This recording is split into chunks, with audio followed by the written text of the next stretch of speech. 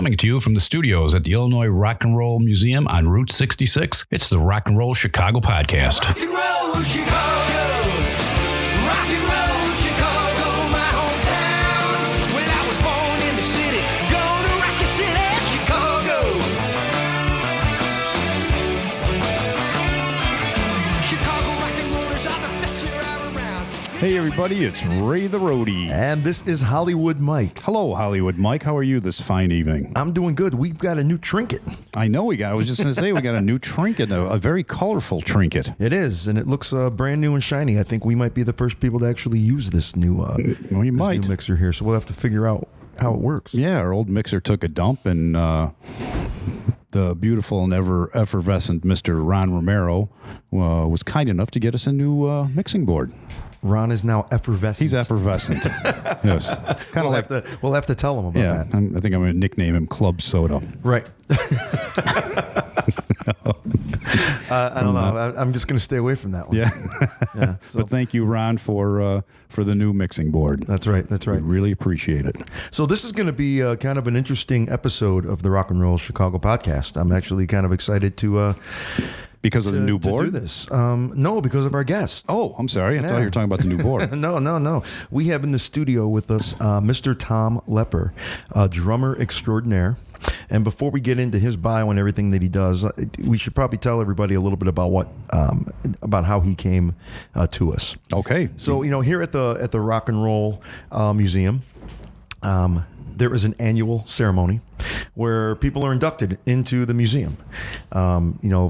Famous people like Jim Peterick would be one example. I've heard of him. REO Speedwagon. Heard of them too. Those guys, Buddy Guy, things like that. People that have actually gone on and sold records and, won Grammy Awards and, things of that nature. But being that this is the Illinois Rock and Roll Museum. On Route 66. I think there was a need to pay homage to local folks that may have made their living as musicians over the years, may have influenced other people in their careers, but maybe never made it to that point themselves where they actually got to hold on to a Grammy Award or that would be most people. That would be most. That would be most, yeah. Yeah, we have that conversation, I think, a lot that, maybe, the musicians that you heard of before probably represent about 1% of the musicians that are actually in the world, because there are a whole bunch of other people that make their living as professional musicians. They're just not famous. And it doesn't mean that they haven't influenced just as many people and other inspiring musicians. You are right. And from what I understand, what we are going to be working on here at the museum is a digital section on the website. Right now, for lack of a better term, or maybe nobody's really engraved anything in stone, but it's going to be called Local Notables. And it's an area where we get to talk about the local folks that may have influenced other musicians coming up and had something to do with our local music scene. And Tom here in the studio, our guest tonight, might possibly be one of the founding fathers of that section on the website, because I think he might actually be the first person that received the letter back from Ron, and I believe there's another young lady by the name of Heather that are in charge of putting that stuff together. Very cool. Well, let's talk to Tom. So let's find out a little bit about Tom and see what brings him here. Alrighty. Hello, Tom. Hello, how you doing? Man, thanks for coming in tonight. Thank you. So, we're going to turn this over to you because this is one of these things where, like we had talked a little bit earlier about, somebody might be wondering, okay, well, how come Tom gets to be on the show, and how come Tom's one of the local notables, and I'm not, right? So we got to find out a little bit about you and see where you came from and a little bit about your musical roots and how you've contributed to everything. So why don't you go ahead and start? Well, I was born in Chicago in 1944, and I used to hang out at the Chicago Lawndale Boys Club as a kid, and they had a concert marching band that used to rehearse upstairs. And I was about 10 years old, and I seen the band, and I liked the music, and I said, boy, I'd like to be a drummer someday, So I bet your parents loved that. Oh, yeah. Why the drums? So did a nun in my fourth grade class. She said drummers are maniacs. Smart nun. Yeah. Anyway, I inquired with the band leader about taking drum lessons, and he said, sure, come on down. So every Saturday morning for $1, we went and sat on a wooden chair and played on another wooden chair and went through the 1 and 2 Haskell Hard drum book, rudimental drum books. Right. And until I eventually got good enough to where I was admitted into the prep band and then the concert band and marching band. And they were actually state championship marching and concert band Right. at that time. Who was your drumming idol? Buddy Rich was probably my favorite. You know, I grew up a long time ago. Even I know who Buddy Rich is. Neil Peart, you know, he's an excellent drummer. And forget the guy's name with, oh, shit. I'm lost. Nah, that's No problem. It'll come to you sometime in the middle of the show, and you'll be like, "Ooh, yeah." So, you know, taking a look at your bio, you mentioned a couple of names that, believe it or not, I've heard of before, and I don't know exactly why I've heard of them, and I probably should know. But at what point in time did you start working with I believe it was a Dr. Fabish? Dr. Fabish. Yeah. At what point in time was that? He was my high school band leader at St. Mel High School. Okay. And he was also a music director at DePaul University. Right. And I think that's probably why I've heard of him. Probably more because he was a director at one point in time at DePaul. Yes. Do you know what year that was? That when he was at DePaul, or that what time period? Well, I went from high school from 58 to 61. Okay. 58 to 62. I was a class of 62. Okay. And was he kind of doing double duty at both places at the same time? He was going back and forth. Yes. Wow, no kidding. So you guys had actually the director of a university band as your band director in high school as well. Yeah. Well, that's pretty good. Yeah. How did that whole situation kind of influence you a little bit? Oh, it was great. Same thing there. You know, well, with the high school band, they also had a big band dance band type thing, you know, where we'd play for school functions and stuff like that. Right. And that was awesome too. Now, is that about the same time that maybe you started working with like your own bands in high school, just playing around in the city? Before in high school was I had 2 or 3 bands that I played with. That pretty much happened after high school. After high school, I went in the military. Right. Yeah, but as far as rock and roll bands, I did have a 3-piece group with accordion, guitar player, and a drummer. I was a drummer. And the accordion player bought himself a Farfisa. I don't know was it a Farfisa or not, but an electric piano, one of the first electric pianos, you know. Oh, yeah, because accordion didn't go over too good at the sock hops, you know, with the kids. So we had an electric piano and a guitar and drums. You know, that reminds me. Did you by chance anybody catch that mockumentary about Weird Al Yankovic? No, I did not. Did you see that? What's his name? The actor that played Harry Potter, Daniel Radcliffe, plays Weird Al. And you know, Weird Al is like 6'6". You know, he's not a small guy, but Daniel Radcliffe is like 5'6". Yeah. So they got him to play Weird Al. And there's a whole section in the thing about how, you know, he grew up playing accordion. Yeah. And they did this whole bit about how he'd go to high school parties and there'd be a lot of drinking and drug use, which he never did. Yeah. But all of his friends would always say, "Hey, I'll get your accordion." And that's something that would never happen. Yeah. It was one of the funniest parts of the movie. But you said that, and I'm just totally thinking, I'm just watching some guy up there, you know, ripping and shredding on an accordion.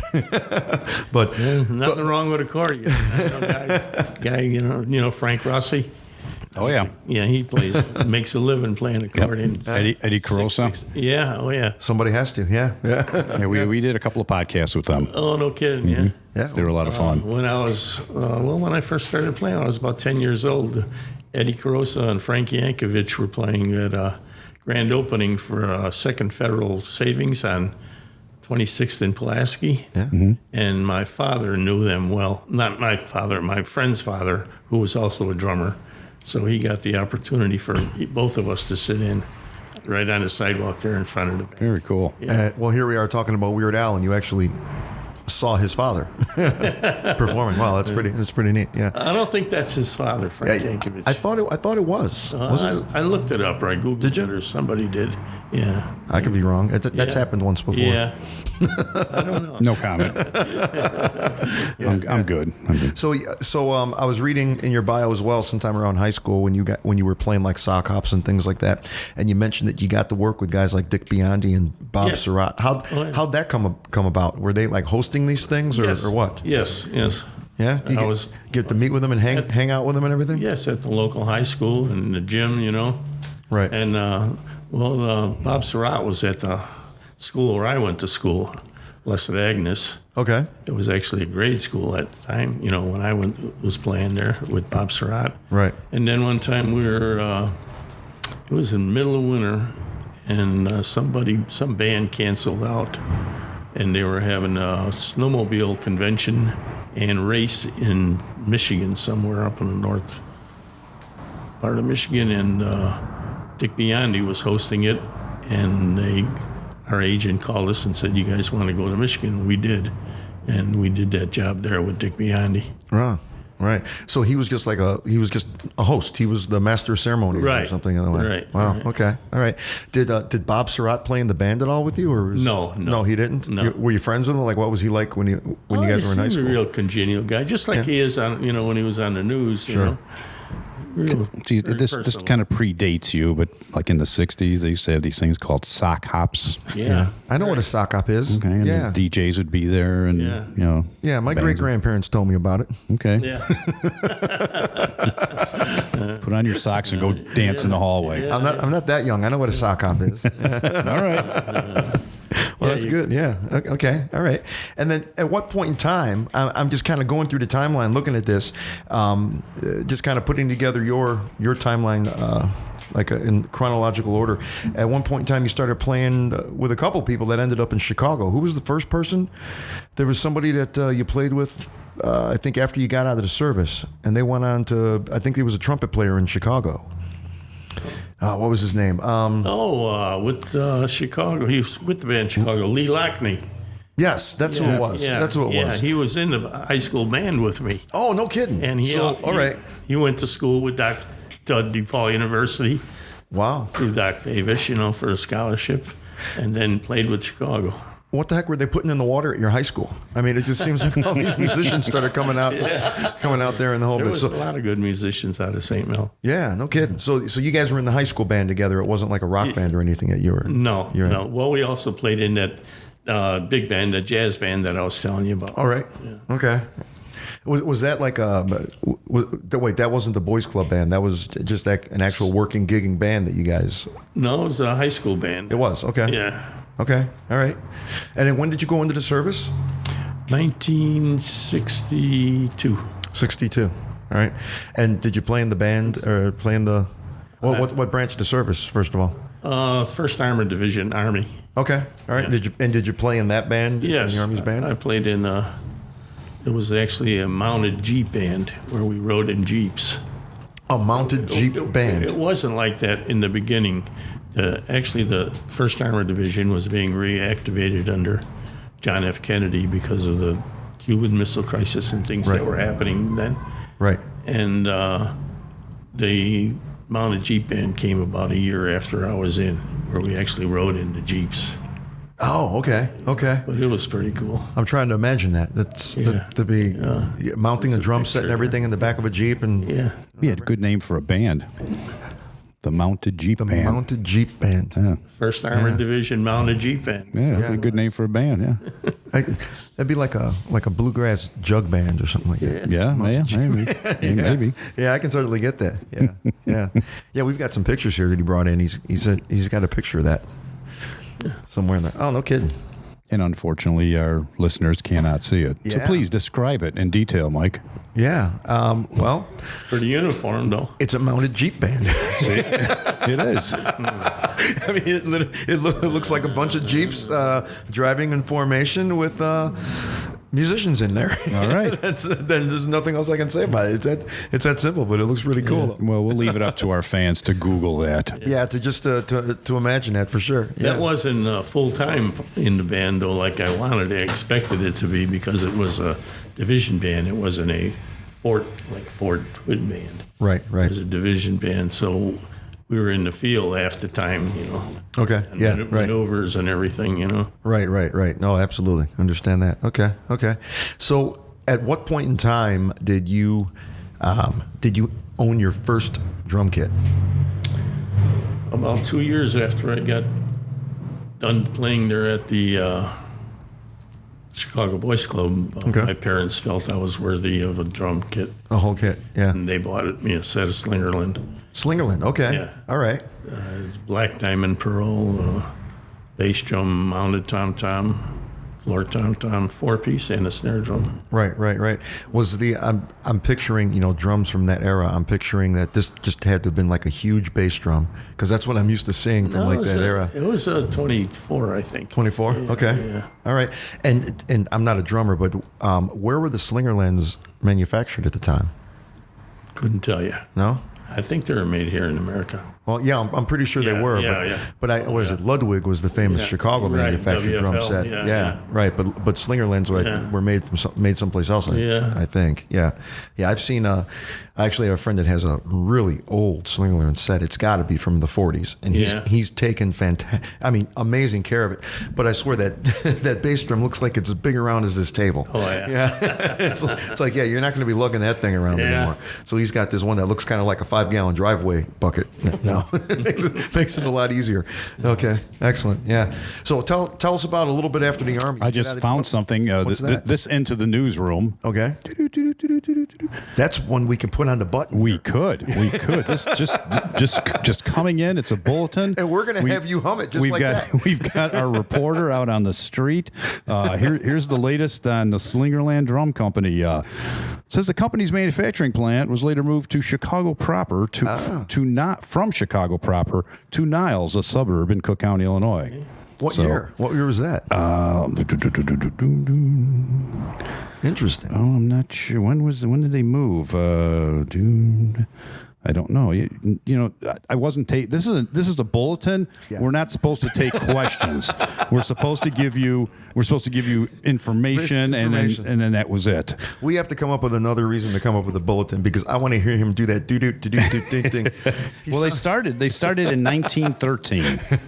They started in 1913, originally called the Slingerland Banjo Company.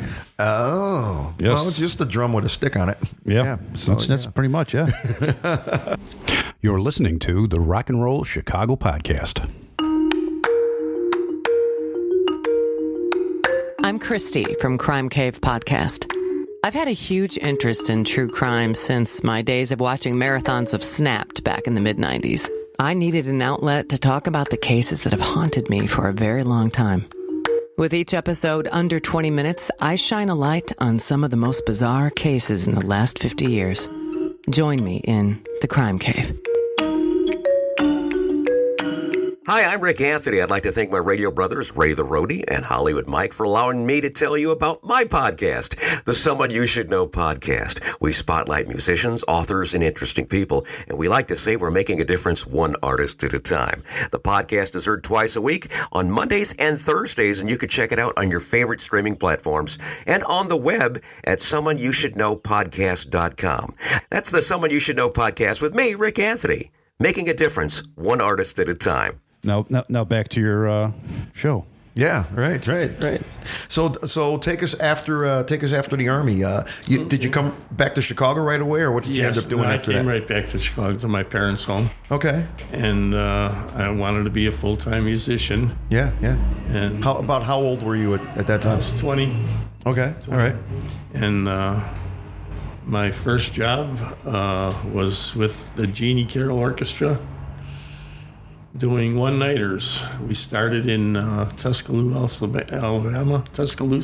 Alabama, went up the East Coast through the Georgia, the Carolinas, Virginias, across the Midwest, Indiana, Illinois, Kansas, wow, all the way to, I think it was Minot, North Dakota. Wow. Before we split up. I've been to Minot, North Doing Dakota. one-nighters. Yeah. Man. Yeah. How many years did you do that? It lasted about not even a year. Oh, really? Okay. It's pretty strenuous. So you saw a lot of the country in a very short amount of time doing that kind of thing. Beautiful, yeah. Right. And what was your kind of style of music at that time? Was it rock and roll? Was it jazz? What were you playing more? I was playing mostly jazz when I got out of the service because those were the musicians that I hung around with. Right. That world-renowned Julius Hemphill was an alto saxophone player. Oh, you know what? I was going to ask you about that. You've played with him. Oh, yeah. Oh, yeah, wow. We did a concert in Corpus Christi at the Municipal Auditorium there on the Gulf of Mexico. And we were top billing. We weren't top billing, but we were front page of the Corpus Christi newspaper. Okay. I still have a copy of it. Like a one-night show? Yeah. Just kind of opening for him? Yeah. Okay, that's interesting. Did you get a chance to just hang out with him and work with him a little bit? Yeah. We played several times. We used to go to Austin every Friday night and play in bars there where they had open jam sessions. Right. From Friday night till Sunday morning. Nice. You know, met a lot of musicians, mostly jazz musicians. Sure. Yeah. Sure. Okay.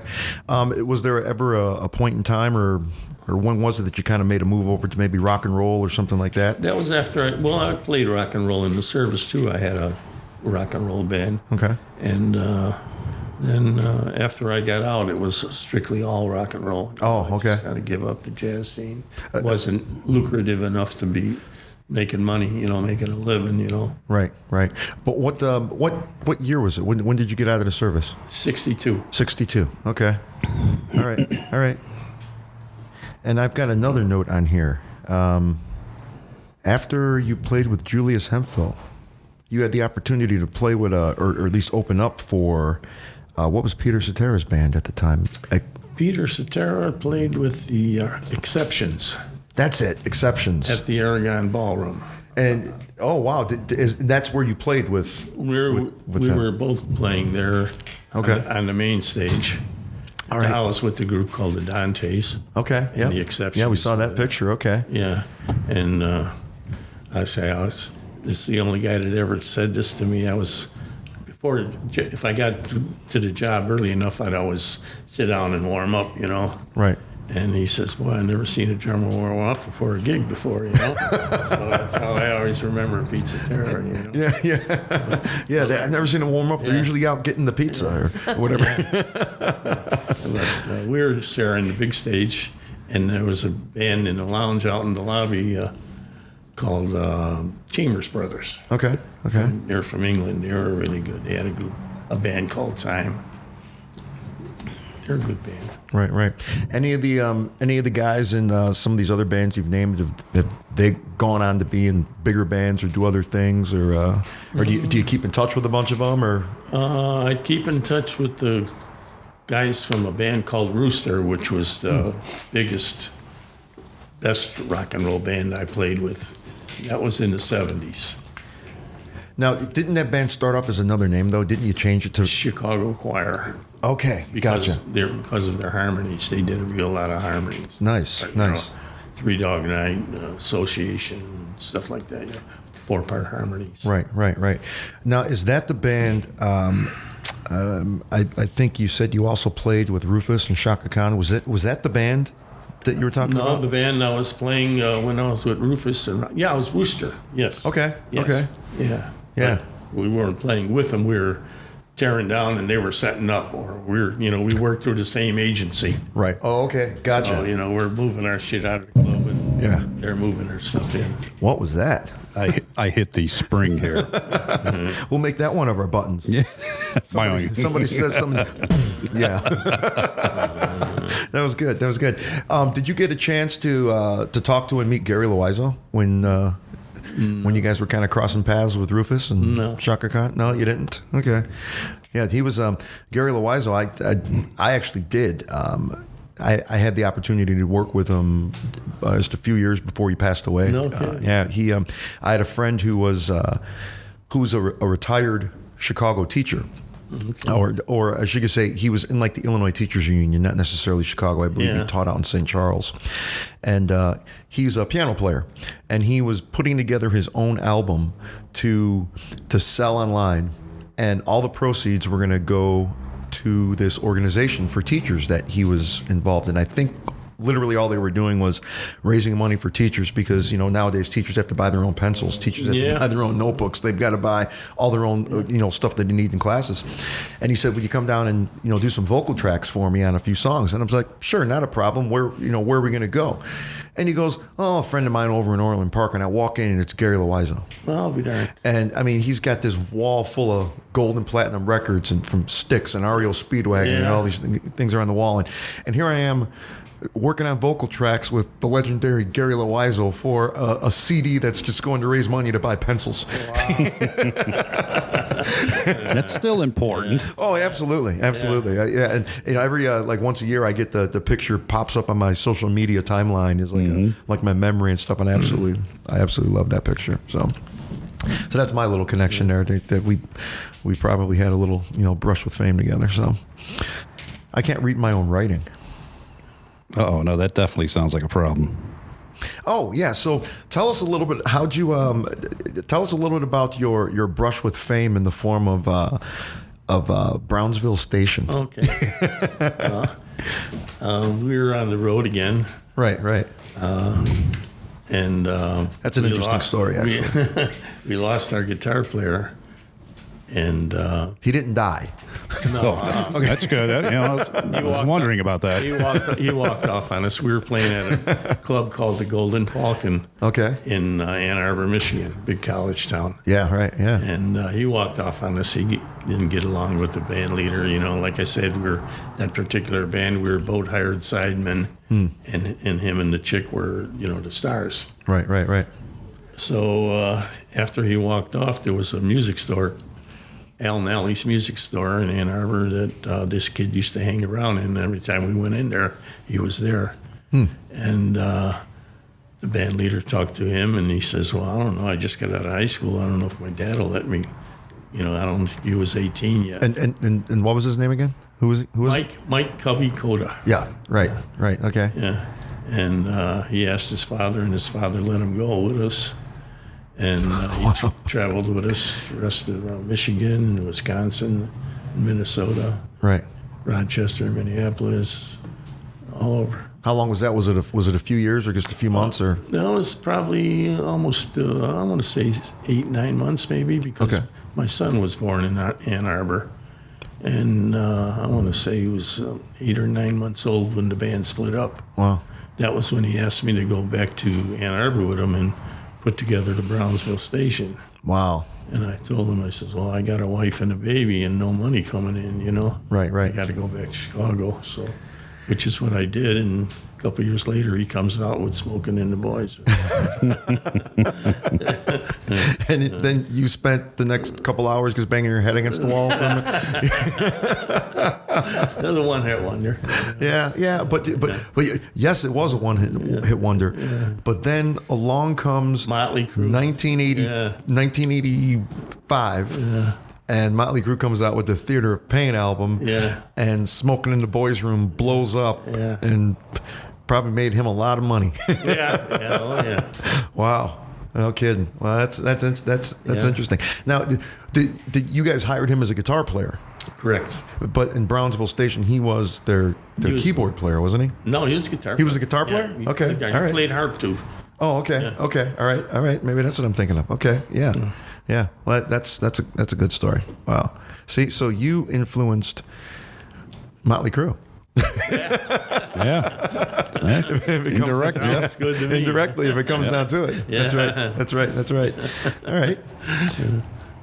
And I guess the last thing that kind of stuck out as I was kind of looking into you and finding out, you were playing back in Chicago, and like over in the Rush Street area, and the whole bit. And then I believe Buddy Miles paid you a nice compliment. Yes. Yeah. Yeah, he's playing at, I think we were playing at Rush Over. Rush Over was on the ground floor of the Hotel Maryland. Mm-hmm. And there was another club across the street owned by the same people, Right. called Rush Up.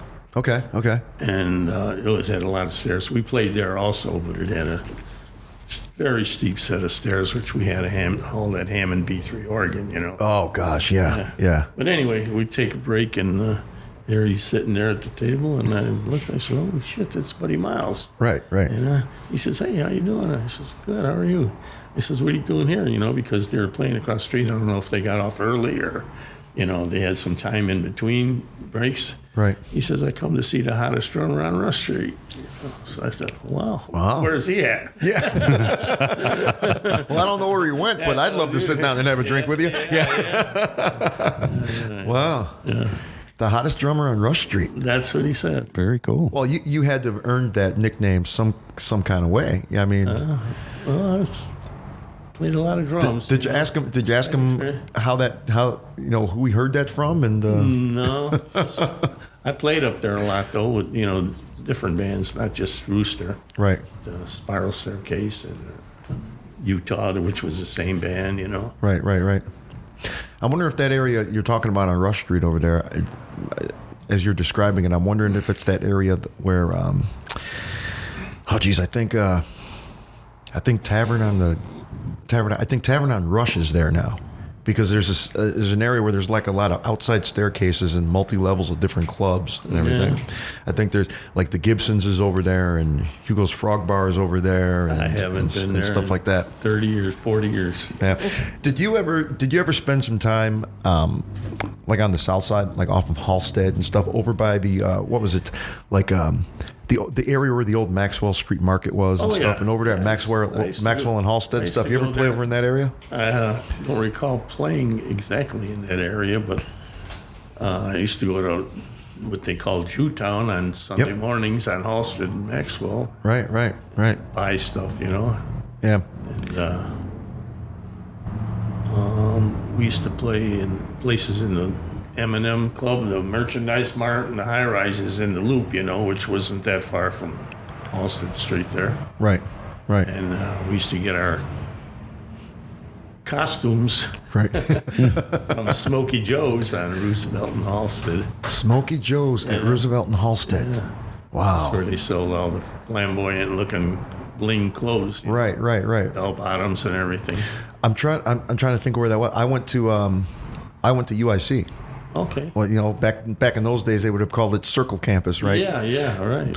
And I was a kinesiology major, so I spent most of my time in the PE building, which is right there at that intersection. You Yeah. know, at Roosevelt and Halstead, and I'm trying to think where that might possibly be, because the only other place I can think of is Sid's, Yeah. which is actually that's on Roosevelt, just east of Halstead. It was on Halstead. It's just maybe 2 stores south of Roosevelt. Right. On the northwest corner. Right. I brought that up because my grandparents loved to go dancing, and my grandfather was a carpenter, worked for the city of Chicago, was a carpenter all of his life. And he'd get home every day at around 3:30 or 4 o'clock, and by 7 o'clock, him and my grandmother were out in that area just dancing. And it would be Monday, Tuesday, Wednesday, Thursday night. It didn't matter. It didn't matter if he had to get up at 4 o'clock the next day or whatever. They were out dancing, and he used to tell me stories all the time about going down to that old Maxwell area. Yeah. He'd walk into one bar, and Howlin' Wolf is playing. And he'd walk out of that bar and go across the street, and Muddy Waters is playing. Yeah. And he'd go to the next bar, and there's Chuck Berry in town, just finished recording a record, and there's Chuck Berry playing in the next bar. And I just can't imagine what that would have been like to be in that area, to just see all those guys, just go bar hopping and see all these legends, you know, just musicians cutting their teeth. You know, it's pretty amazing. So, you know, I tell you, you know, guys like you are a world of knowledge. You are a library of music and experiences.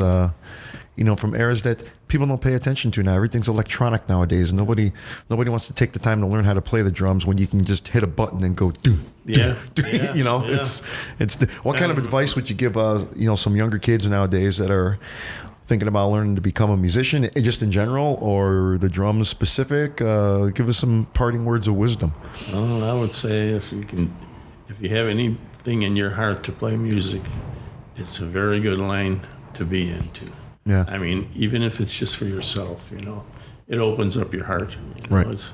It says things in your mind that you would never say. You know, it's feeling. Right. It's feeling. Continue if you can, you know. Right, right. Did you pass that along to any of your children? Any of the musical My oldest talents? boy's still playing drums. Good. In Arizona, yeah. In Arizona? Yeah. Wow, okay. Full time or is it just like his hobby? Full time. Part-time? Part-time, yeah. Yeah, good. Excellent. Excellent. But he works pretty regular. Yeah. That's good to hear. That's good to hear. You still getting out and playing at all? No, not recently. It's been about a year, you know. Right.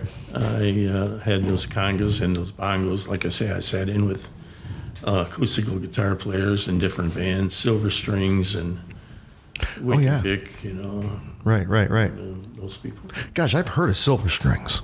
Oh, they've been around a long time. Yeah, okay. Kind of a bluegrass, rock and roll, Right. everything band, you know. Right. Pretty good. Right. Well, that's good. That's good. I'll tell you what, you've come out and seen me a few times. Yeah.